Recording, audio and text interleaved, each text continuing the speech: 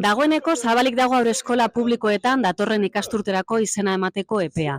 Santurtzin dauden aukeren artean kontsulta egin dugu eta Mamarigako haurreskola ez da inon agertzen. Siempre que preguntamos al equipo de gobierno del PNV por esta cuestión, nos dicen que están a la espera del ok del consorcio para poder abrirla, pero así llevamos desde septiembre. No nos parece nada serio porque en enero de 2025 anunciaron que Santurtzi iba a contar en el próximo curso, es decir, en este que está a punto de finalizar, con una nueva haurrescola pública en el barrio de Mamariga, ubicada aquí en la antigua ludoteca del Kulturgune.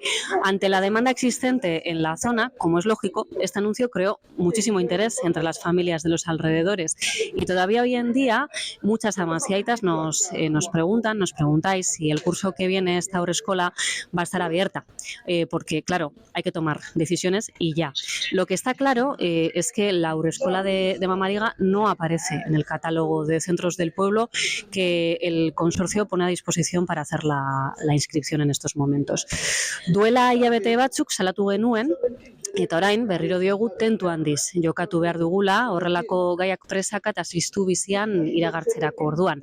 Oraingoz bete ezin daiteken espektatiba bat sortu baitute. EH Bildutik gai horri buruz galetzen jarraituko diogu gobernu taldeari iragarritakoa bete dezaten.